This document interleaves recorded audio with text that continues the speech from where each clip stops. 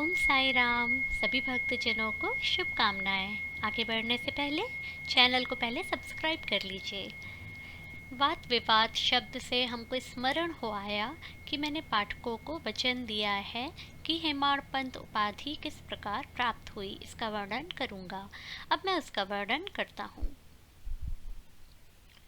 श्री काका साहेब दीक्षित व नाना साहेब चांदोरकर मेरे अति घनिष्ठ मित्रों में से थे। उन्होंने मुझसे शिरडी जाकर श्री साईं बाबा के दर्शनों का लाभ उठाने का अनुरोध किया। मैंने उन्हें वचन दिया, परंतु कुछ बाधा आ जाने के कारण मेरी शिरडी यात्रा स्थगित हो गई। मेरे एक घनिष्ठ मित्र का पुत्र लोनावाला में रोगग्रस्त हो गया था। उन्होंने सभी संभव अधिभौतिक और आध्यात्मिक उपचार किए, परंतु सभी प्रयत्न निष्फल हुए और ज्वर किसी भी प्रकार कम ना हुआ। अंत में उन्होंने अपने गुरुदेव को उसके सिरहाने बिठलाया, परंतु परिणाम पूर्ववत ही हुआ। यह घटना देखकर मुझे विचार आया कि जब गुरु एक बालक के प्राणों की भी रक्षा करने में असमर्थ हैं, तब उनकी उपयोगिता ही क्या है। और जब उनमें कोई सामर्थ्य ही नहीं, तब फिर शिरडी जाने से क्या प्रयोजन। ऐसा सोचकर मैंने अपनी यात्रा स्थगित कर दी, परंतु जो होनहार है वह तो होकर ही रहेगा। और वह इस प्रकार हुआ। नाना साहेब चांदोरकर बसई को दौरे पर जा रहे थे। वे ठाणा से दादर पहुंचे तथा बसई जाने वाली गाड़ी की प्रतीक्षा कर रहे थे। उसी समय बांद्रा लोकल आ पहुंची, जिसमें बैठकर वे बांद्रा पहुंचे तथा शिरडी यात्रा स्थगित करने के लिए मुझे आड़े हाथों लिया। नाना साहब का तर्क मुझे उचित तथा सुखदायी प्रतीत हुआ और इसके फलस्वरूप मैंने उसी रात्रि शिरडी जाने का निश्चय किया और सामान बांधकर शिरडी को प्रस्थान कर दिया। मैंने सीधे दादर जाकर वहां से मनमाड की गाड़ी पकड़ने का कार्यक्रम बना लिया। इस निश्चय के अनुसार मैंने दादर जाने वाली गाड़ी के डिब्बे में प्रवेश किया। गाड़ी छूटने ही वाली थी कि इतने में एक यवन मेरे डिब्बे में आया और मेरा सामान देखकर मुझसे मेरा गंतव्य स्थान पूछने लगा। मैंने अपना कार्यक्रम उसे बतला दिया। उसने मुझसे कहा कि मनमाड की गाड़ी दादर पर खड़ी नहीं होती, इसलिए सीधे बोरीबंदर से होकर जाओ। यदि यह एक साधारण सी घटना घटित ना हुई होती तो मैं अपने कार्यक्रम के अनुसार दूसरे दिन शिरडी ना पहुंच सकने के कारण अनेक प्रकार की शंका कुशंकाओं से घिर जाता। ऐसा घटना था, भाग्य ने साथ दिया। दूसरे दिन 9 से 10 बजे के पूर्व ही मैं शिरडी पहुंच गया।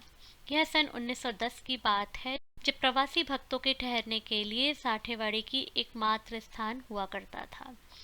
तांगे से उतरने पर मैं साईं बाबा के दर्शनों के लिए बड़ा लालायित था। उसी समय भक्त प्रवर श्री तात्या साहेब नूलकर मस्जिद से लौट ही रहे थे। उन्होंने बतलाया कि इस समय श्री साईं बाबा मस्जिद के मोड़ पर ही हैं।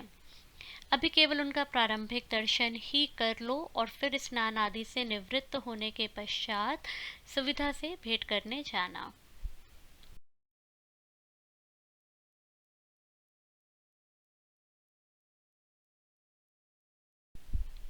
यह सुनते ही मैं दौड़कर गया और बाबा की चरण वंदना की।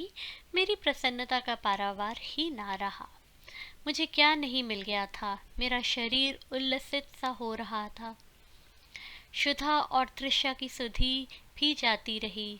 जिस क्षण से उनके चरणों का स्पर्श प्राप्त हुआ, मेरे जीवन के दर्शनार्थ प्रोत्साहन और सहायता पहुंचाई। उनके प्रति मेरा हृदय बारंबार कृतज्ञता अनुभव करने लगा। मैं उनका सदैव के लिए ऋणी हो गया। उनका यह उपकार मैं कभी नहीं भूल सकता। यथार्थ में वे ही मेरे कुटुंबी हैं और उनके ऋण से मैं कभी भी मुक्त ना हो सकूंगा। मैं सदा उनका स्मरण कर उन्हें मानसिक प्रणाम किया करता हूँ। जैसा कि मेरे अनुभव में आया कि साईं के दर्शन में ही यह विशेषता है कि विचार परिवर्तन तथा पिछले कर्मों का प्रभाव शीघ्र मंद पड़ने लगता है और शनैः शनैः अनासक्ति और सांसारिक भोगों से वैराग्य बढ़ता जाता है। केवल गत जन्मों के अनेक शुभ संस्कार एकत्रित होने पर ही ऐसा दर्शन प्राप्त होना सुलभ हो सकता है। पाठकों, मैं आपसे शपथ पूर्वक कहता हूँ, यदि आप श्री साईं बाबा को एक दृष्टि भर कर देख लेंगे तो आपको संपूर्ण विश्व ही साईं में दिखलाई पड़ेगा।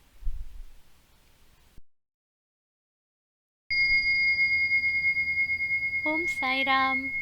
इसके आगे की कथा हम अगले एपिसोड में सुनेंगे। तब तक के लिए आप अपना ध्यान रखिए। ओम साई राम।